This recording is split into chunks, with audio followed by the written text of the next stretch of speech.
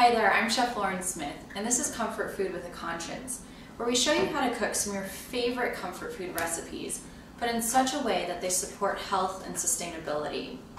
Now, Thanksgiving's right around the corner, and oftentimes we really go nuts at Thanksgiving, right? And a lot of the times, we're not cooking for that many people. Sometimes it's just a couple, or maybe 4 people in a household, or maybe even if you're single or just by yourself, 1 person, so you don't need like 14 sides and a huge turkey and all that jazz, right? So what I'm going to show you how to do today is cook a really simple, healthy, easy Thanksgiving meal for 4, or you could even do for 2, 3, or 1 underneath that. Just change your portions. But it's, I'm telling you, it's some of the easiest recipes, and it's tasty, straightforward, and healthy. So check this one out. You guys are really going to dig it. We'll see you in a minute.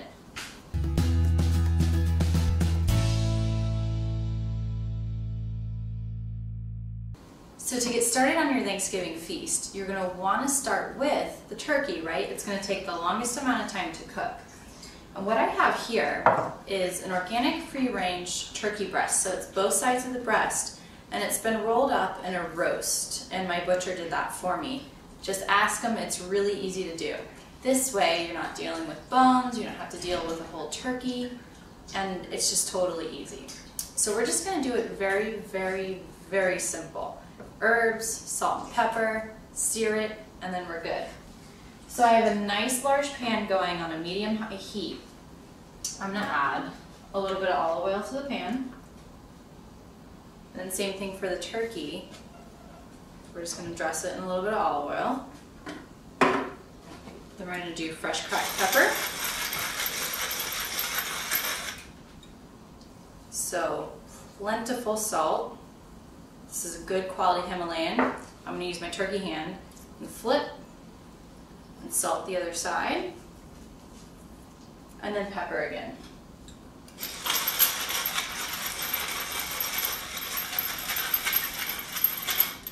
So you want to make sure that pan is nice and hot. We're going to sear this turkey on all 4 sides of the round, and we're going to pop it in a 425-degree oven, and we'll check it. It'll usually take 45 minutes to an hour for this whole roast to complete, but we'll see.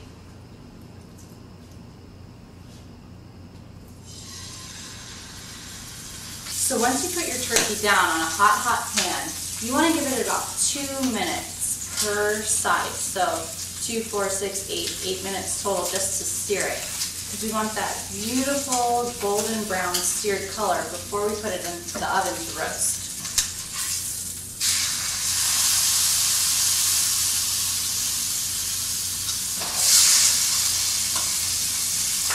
So the last side of my turkey is searing, and what I'm going to do is set up a little bit of a bed for it, and by that I mean with herbs. So I just have a couple of rosemary stems. I'm just going to line them up right here, and then that can kind of infuse into the turkey as it's cooking. So the turkey goes right on in. And then I want to have just a little bit more rosemary.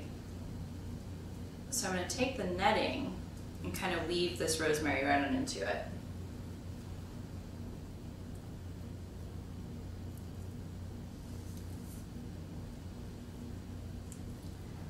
And then I want to sprinkle a little bit of fresh thyme on.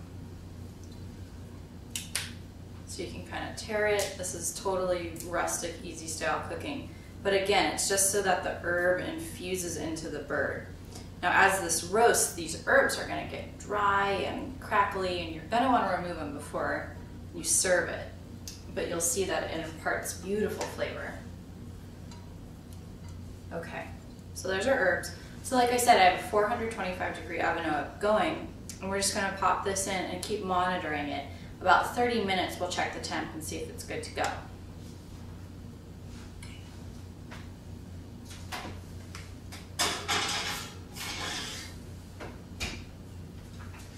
And remember, save your pan that you seared your turkey in, because there's all these good turkey pieces and juice and bits in there. We're going to use this later for making our pan sauce, which is a great replacement for a gravy. So I'm going to set this aside. So the next thing that we're going to go to work on is our quinoa. It's really, really simple. And quinoa is actually a seed. It's a perfect protein, and cultures have been eating it for thousands of years because you can literally live off of it, and it's actually pretty tasty. So the best way to cook it is to have a pot going. And what you want to do is add a cup's worth of quinoa and 2 cups worth of a chicken stock. Now chicken stock's going to impart the most flavor to it. You could do vegetable stock, you could even do water. But what you want to do is make sure you have a cup of the quinoa, 2 cups stock. Bring it up to a boil, then reduce it down to a simmer, cover it, and watch it for about 20 to 30 minutes, and you're going to have cooked quinoa. And it looks just like this. I'll show you.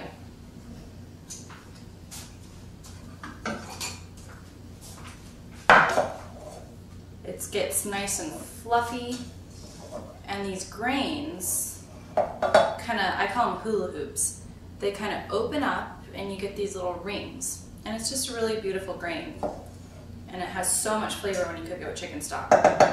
So really, this is a foolproof starch that's so healthy for you. And what we're going to do is add some herbs and some cranberries to make it a beautiful side. So instead of doing mashed potatoes or something really rich, this is a perfect starch to go with turkey. So I have here about a 1/4 cup's worth of dried organic cranberries. I'm just going to sprinkle these right in. And I'm going to season it liberally with salt and pepper. We'll probably get a good teaspoon's worth of salt in there.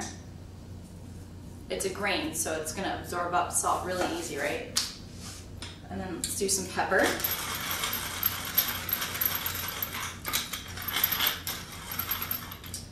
And then to get a little bit of fall flavor in there, let's do a little bit of sage and thyme.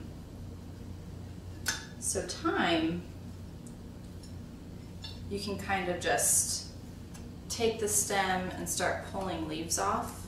And the little spindly stems, they're okay. You can chop those up and eat them. Fine dining would say otherwise, but at home, absolutely.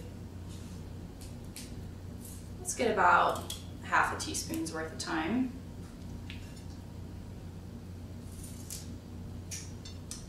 And then we'll do a couple leaves of sage.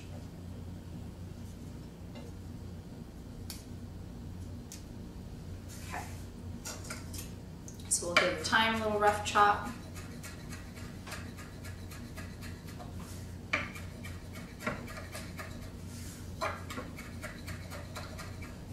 That looks good. Into our pot. And then the sage, you can roll up, you can do it however you want, but this makes it easy. Then I'm just going to go back over it.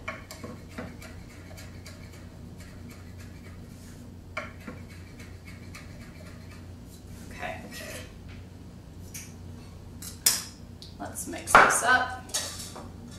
I just want to make sure that salt and pepper gets really evenly distributed with those herbs. It smells amazing.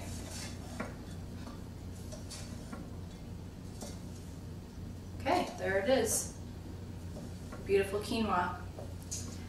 So I'm just going to put a lid on this and keep it off to the side so it stays warm and moist. And you could also put it in a low oven, like a 180-degree oven. Okay. So the next thing I want to get going on are my green beans.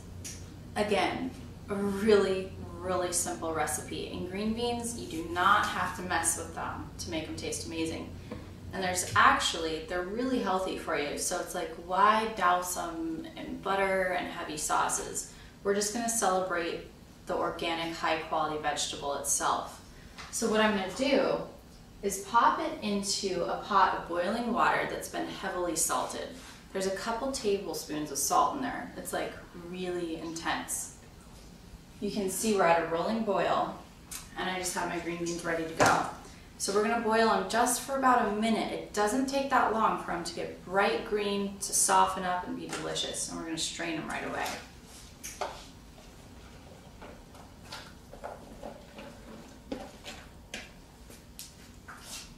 So after your green beans have blanched for a couple minutes, you're going to want to pull them off the heat and drain them. I have a colander here in the sink. And I'm going to put this pot back on a high heat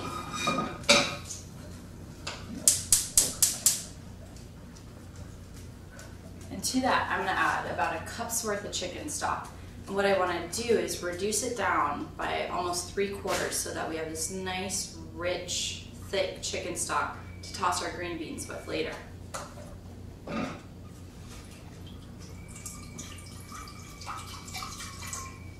Okay.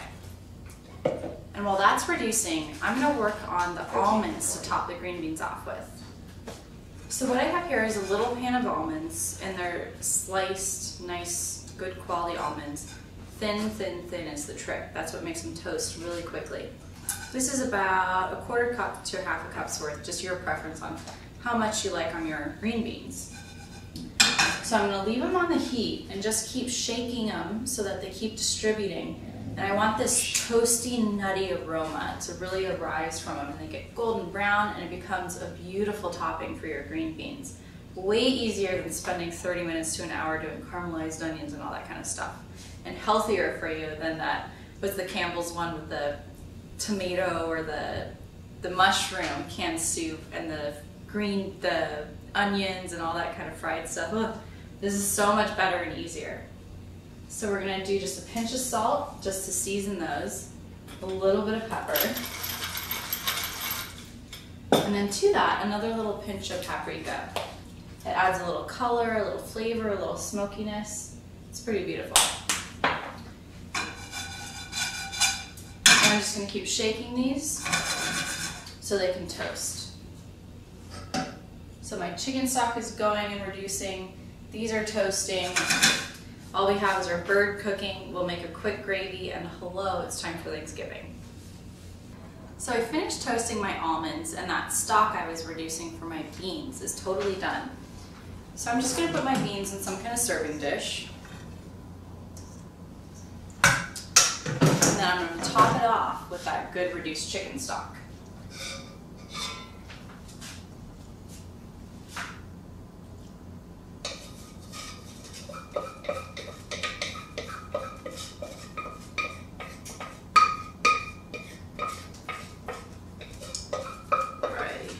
Beautiful. And now we cook these with a lot of salt in the water, so the salt content's really good. The only thing, if you want to change it up a little bit, is fresh cracked pepper, just like that. And I'm going to take my tongs and give them a little toss, just so that nice reduced stock gets all over it.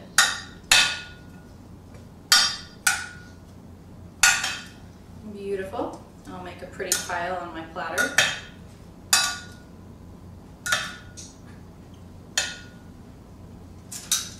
And then just a little drizzle of olive oil. This is a great replacement for butter.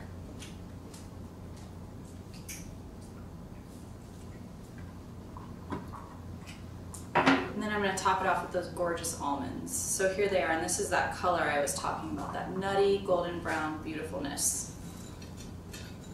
Just sprinkle them right on over.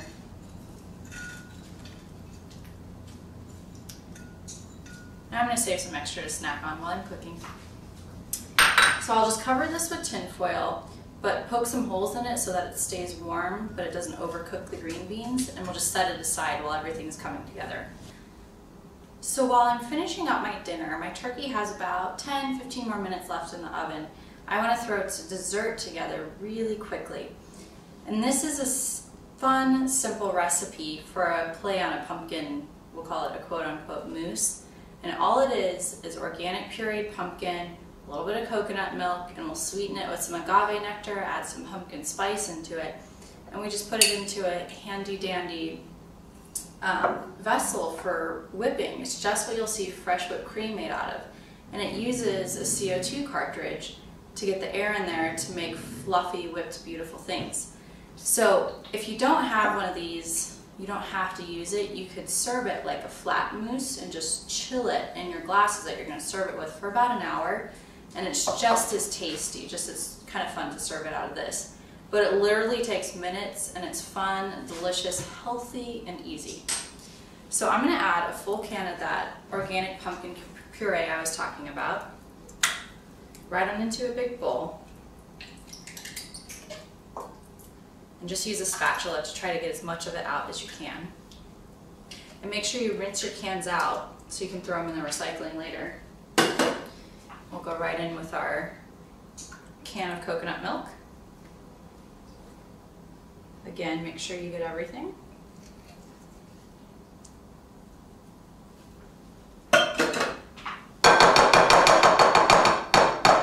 Okay. And to that, we're going to do about 2 to 3 tablespoons worth of agave nectar. Now, I don't like my desserts ridiculously sweet, so you can adjust this for however you need it. We'll do a teaspoon of cinnamon. And then a couple pinches of ground clove. That's like really Thanksgiving in a spice bottle. Okay. And then just whisk everything together until it's evenly incorporated.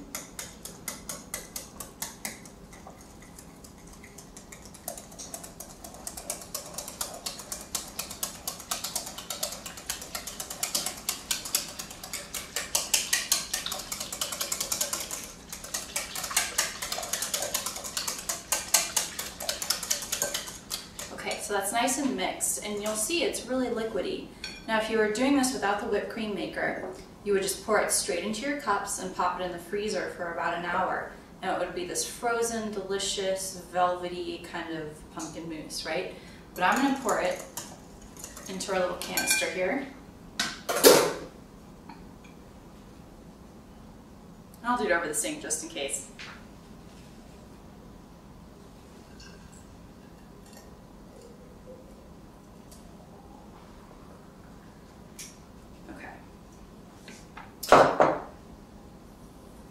And then what you do is just put the lid on. I have a spout that makes a pretty design. Make sure it's nice and tightly sealed. And then they have this that the CO2 cartridge goes right on into. And you just pop it on and start twisting. There we go. And you'll begin to hear a hiss.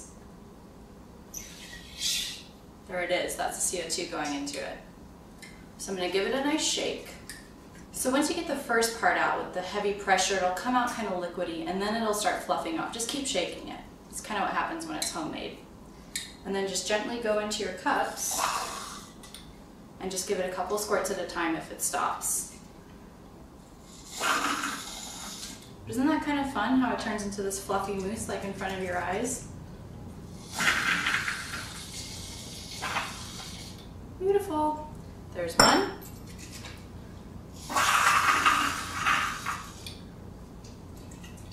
Put a little bit more in here. And there's 2. So I'm just going to pop these in the fridge so they stay nice and cold before we eat them. So our turkey's good to pull out of the oven. And we're going to throw together a little pan sauce and then put this feast all together out here, and it's going to be gorgeous.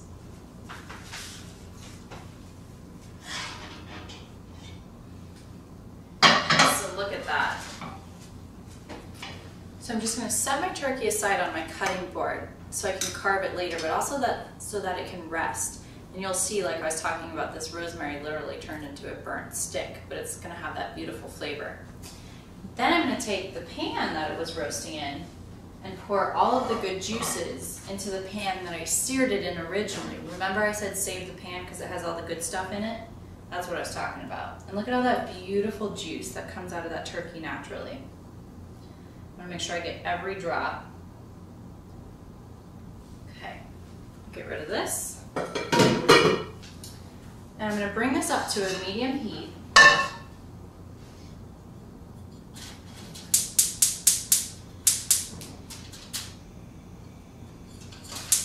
I'm going to let it get nice and hot, and what I'm going to do is deglaze it with a couple tablespoons worth of a good cognac.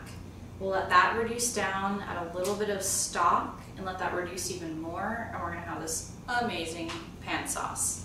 So my pan juice has gotten really hot, and I'm going to add my cognac right into it. And you want it to deglaze and pick up all those good pieces in the pan.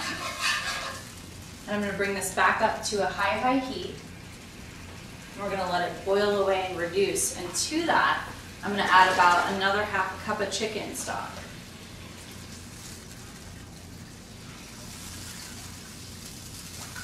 We'll let that reduce down by like 3/4. So we want this nice and gooey and syrupy, like, so before, not as thick as a gravy, but not thin like liquid, just a nice sauce to put on your turkey. And we'll finish it with a little pat of butter, and then we're good to go. So my pan sauce has reduced sufficiently. It's nice and thick.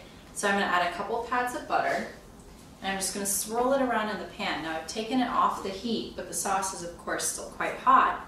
So what's gonna happen is the butter is gonna melt right on into it. And you can see it just kind of gets velvety and delicious. And some of those herbs are still in there from the pan. So I'll strain this before we put it into a bowl.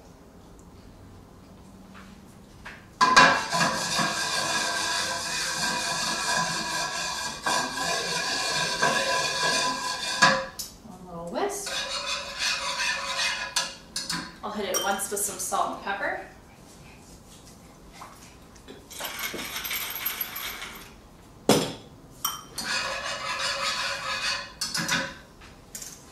And then we'll put it right into a little dish. I have a handy dandy strainer.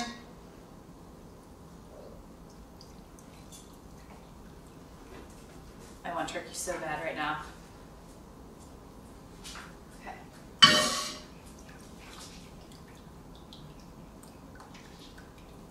And you can just keep tapping it till all the liquid gets out. Beautiful. So I'm going to set it over by the sink where it's going to stay hot for the moment. And I'm going to grab myself a platter to do the quinoa and the turkey, and we'll put everything together.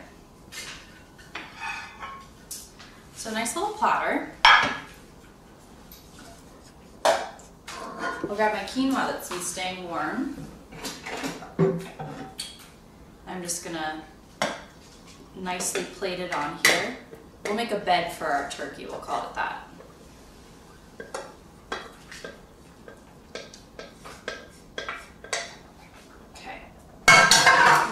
Fluff it up a little. You can see some of that thyme and sage in there. Bright cranberry, this is beautiful. Okay, now we're ready to slice our turkey. And while I was waiting for my sauce to reduce, I just took a pair of scissors and ran it right down that netting that surrounded my turkey roast. So I'm just gonna use a knife and just make nice thick slices. So once you get nice thick slices of turkey, I'm just going to lay it beautifully over my quinoa and just kind of shingle it for presentation's sake. How nice is that? That skin is gorgeous and perfect. It's juicy, and what I'm going to do is pour the juices off my cutting board.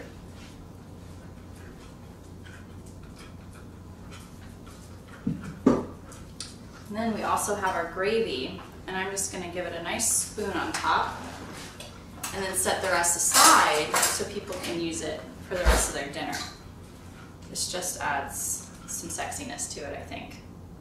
So this is it all put together, and this is about an hour to an hour and a half's worth for a simple, healthy, beautiful Thanksgiving dinner. You can go complicated or you can go easy and enjoy it just the same, right? So we have our gorgeous roasted turkey breast with beautiful herbs like rosemary and thyme.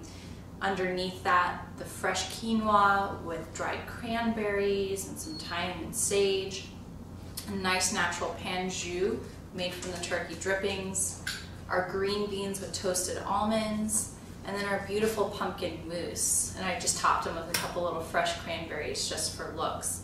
And right here, I have this gorgeous cranberry fig sauce for your turkey, but in that is ITI's sambucus made from black elderberry. So you have really awesome immune system support inside of that. So this is our beautiful feast. It was such a pleasure showing you guys how to do something this simple, because it's so fun and it's easy, and it's almost like throwing together an everyday meal. It's just festive because it's Thanksgiving. So I really hope you guys try this one. It's a new take on Thanksgiving, and you're not going to go into a food coma, and you're not going to feel terrible the next day. It's a supportive meal. Because after all, this is Comfort Food with a Conscience, where we show you how to cook for health and sustainability. And I really mean it, and I really love showing you guys this one. So thanks again for watching Comfort Food with a Conscience, and we'll see you next time.